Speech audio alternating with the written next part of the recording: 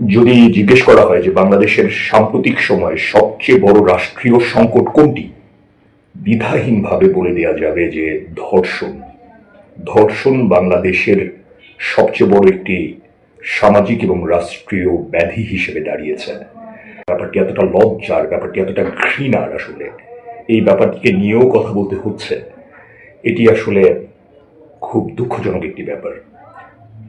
শিশু রামিসাকে ধর্ষণের পরে হত্যা করা হয়েছে, নির্মমভাবে হত্যা করা হয়েছে। শুধুমাত্র শিশু রামিসাই না, আমরা যদি পত্রপত্রিকা খুলি তাহলে আমরা দেখতে পাবো যে এই ধরনের ন্যাক্কারজনক ঘটনাটি প্রায়শই ঘটছে দেশের আনাচে কানাচে। এই ব্যাপারটা যেন খুব স্বাভাবিক একটি চিত্র হয়ে দাঁড়িয়েছে বাংলাদেশের জন্য।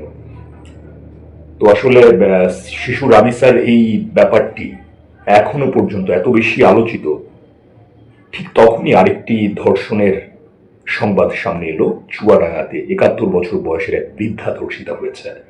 ২০ বছরের এক তরুণ তাকে ধর্ষণ করেছে। খুব দুঃখজনক ব্যাপার হচ্ছে যে আমরা যখন আসলে আমাদের মানসিকতার প্রতিফলন তো আমরা দেখতে পাই আসলে সোশ্যাল মিডিয়াতে, বিশেষ করে কমেন্ট সেকশনে। ফ্যাব্রিকেটেড হয় না ব্যাপারটা তা না, উদ্দেশ্য প্রণোদিত হয় না ব্যাপারটা তাও না, কিন্তু এর বাইরে গিয়ে খুব স্বাভাবিক সচেতন যে পার্সোনালিটি হিসেবে আমরা সমাজে প্রতিনিধিত্ব করি, এরকম অনেক মানুষের আচরণে, এরকম অনেক মানুষের মূল্যায়নে আসলে ধর্ষণকে সরাসরি সমর্থন না করা হলেও ধর্ষিতার বিপরীতে তাদের অঙ্গুলি উঠতে আসলে পিছপা হয় না। তাদের চিন্তা ভাবনা, তাদের মানসিকতার প্রকাশে ধর্ষণ ব্যাপারটি কতটুকু অসমর্থনযোগ্য, ধর্ষণ ব্যাপারটি কতটুকু প্রতিবাদযোগ্য, তার চেয়ে বেশি চলে আসে যে ধর্ষিতার আচরণ ঠিক ছিল না, ধর্ষিতার গেট আপ ঠিক ছিল না, ধর্ষিতার বয়স ঠিক ছিল না, ধর্ষিতার আচার ব্যবহারেই প্রবলেম ছিল। কেন ভাই আমরা আসলে কেন নিজেদের মানসিকতাকে, নিজেদের মূল্যবোধকে এইভাবে বিকিয়ে দিই? আমাদের ছোটবেলা থেকে শেখানো হয়েছে যে ব্যাপারটা, যে পোশাক পোশাকের শালীন্য অবশ্যই মেনটেন করতে হবে। অবশ্যই অশালীন পোশাকের পক্ষপাতী আমরা না, আমরা যারা সমাজে বসবাস করি, সমাজবদ্ধ জীব। একইভাবে কিন্তু মানুষের স্বাধীনতাটা তার নিজের ওপর। সে মানুষের এইটুকু স্বাধীনতা রয়েছে, সে তার পোশাক কিভাবে নির্ধারণ করবে। খুব বাস্তব একটি ব্যাপার হচ্ছে যে ঠিক এই মুহূর্তে যদি নারীদের পোশাক ঠিক করে দেয়া যায়, এই মুহূর্তে যদি আসলে কোনো নারী ওয়েস্টার্ন ড্রেস বাংলাদেশে না পরে, নারীর প্রতি সহিংসতা কিন্তু কমে যাবে না। নারীর প্রতি সহিংসতার জন্য নারীর পোশাক কোনো ভূমিকা আসলে পালন করে না। আমরা হয়তো বা প্রচার করার চেষ্টা করি যে এটির বড় একটি ভূমিকা রয়েছে। আমাদের পুরুষতান্ত্রিক মানসিকতা, আমাদের লালসা, আমাদের ভেতরকার পশুত্ব আসলে এই ধর্ষকামী মানসিকতার সৃষ্টি করে। আর যদি ধর্মীয় ব্যাখ্যার ক্ষেত্রে যাই, বর্তমান সময়ে এই ক্রাইসিসটিকে অনেক বেশি উস্কে দিচ্ছে কিছু ধর্মীয় অপব্যাখ্যা। আপনারা যদি বর্তমান সময়ে আসলে ইউটিউবে বা অন্যান্য সোশ্যাল মিডিয়াতে বেশ কিছু ধর্মীয় ব্যাখ্যার ক্লিপ শোনেন, আপনারা বারবার করে দেখবেন যে বাল্যবিবাহকে সেখানে উৎসাহিত করা হয়েছে এবং একটা চূড়ান্ত রকম খোলা যুক্তি যে যদি বাল্যবিবাহকে আসলে বৈধতা দেওয়া হয়, ধর্ষণের মাত্রা কমে যাবে। আসলে এর চেয়ে ন্যাক্কারজনক এবং হাস্যকর কোনো কথা হয় না। কারণটা হচ্ছে যে বাল্যবিবাহ বৈধতা দান করা হলো, তার মানে হচ্ছে একজন শিশুর প্রতি তার ইচ্ছের বিপরীতে যৌনতাকে চাপিয়ে দেয়া হলো।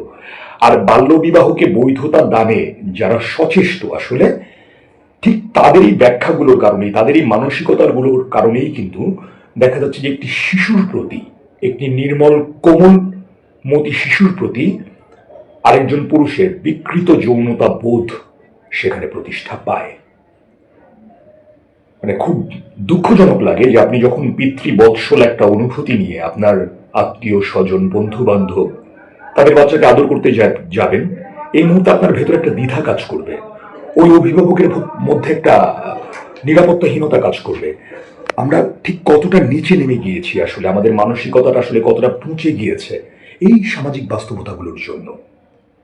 আর বিয়ে হলে, বাল্যবিবাহ হলে আসলে আপনার রেপ কমে যাবে, এর চেয়ে বড় রকম খোঁড়া যুক্তি আর হয় না। কেন যেন ধর্মীয় ব্যাখ্যাগুলোতে কোনোভাবে ম্যারিটাল রেপকে আসলে স্থানই দেয়া হয় না। ম্যারিটাল রেপের কোনো সংজ্ঞায়ন এই ধর্মীয় ব্যাখ্যাগুলোতে নেই। দেখা যাচ্ছে যে অনেক নারী, আমি স্পেশালি নারীদের কথা বললাম, এই ম্যারিটাল রেপের শিকার। বাল্যবিবাহ হয়ে গেল বা বিয়ে হয়ে গেল, ধর্ষণ কমে গেল, আসলে সম্মতি ছাড়া, ভালোবাসা ছাড়া যে কোনো এই ধরনের সম্পর্ক আসলে কতটুকু বৈধ, সেই প্রশ্নটি কি কেউ করেছে? একজন মানুষের ইচ্ছার বিরুদ্ধে তাকে বাধ্য করা, এটি কি আসলে ধর্ষণ নয়? ধর্মীয়ভাবে আসলে এই ব্যাপারগুলোকে ব্যাখ্যার মাধ্যমে কখনো আসে না। আমি বলছি না যে ধর্মের মূল ব্যাখ্যায় আসলে এটিই রয়েছে, কিন্তু আমরা আসলে অনেক ক্ষেত্রেই অপব্যাখ্যার শিকার হই। মানে সভ্যতার উৎকর্ষ, জ্ঞান বিজ্ঞানের উৎকর্ষ, আধুনিকায়ন, মূল্যবোধের পরিমিত বোধ, এই ব্যাপারগুলোর চর্চা আমাদের ধর্মীয় ব্যাখ্যাগুলোতে যতটা না আসে, যৌনতা, নারী স্বাধীনতা, নারী কতটুকুর মধ্যে সীমাবদ্ধ থাকবে, নামাজের নিয়ম কানুন কি হবে, এই ব্যাপারগুলো আসলে আমাদের এখানে অনেক বেশি আলোচিত হয়, এই ব্যাপারগুলো অনেক বেশি চর্চিত হয় এবং চটকদার নিউজে পরিণত হয়। আমাদের এই সামাজিক ব্যাধি থেকে মুক্তি পেতে গেলে আসলে আমাদের প্রত্যেকের উচিত যে আসলে সোচ্চার একটি ভূমিকা পালন করা, নারীকে ঠিক নারী হিসেবে নয়, মানুষ হিসেবে স্বীকৃতি দেওয়ার একটি প্রবণতা আমাদের প্রত্যেকের মধ্যে থাকতে হবে। আর আরেকটি ব্যাপার হচ্ছে যে আমরা বিভিন্ন কন্টেন্টে দেখতে পারি সোশ্যাল মিডিয়াতে রগে কিছু যৌনতা নির্ভর কিছু কন্টেন্ট সামনে চলে আসে, যেগুলো আমাদের মূল্যবোধকে প্রতিনিয়ত আসলে অবলুপ্ত করে দিচ্ছে। এই ব্যাপারে রাষ্ট্রীয়ভাবে কোনো একটি কার্যকর পদক্ষেপ অবশ্যই নেওয়া উচিত এবং ধর্ষণের সাজার ক্ষেত্রে আসলে বিচার নিশ্চিত করাটা একটি আশু কর্তব্য এই রাষ্ট্রের। তো ধর্ষণের মতো এরকম একটি ন্যাক্কারজনক ব্যাপার বাংলাদেশে না বাড়ুক, সেই প্রত্যাশা করছি। সবাই ভালো থাকবেন। ধন্যবাদ সবাইকে।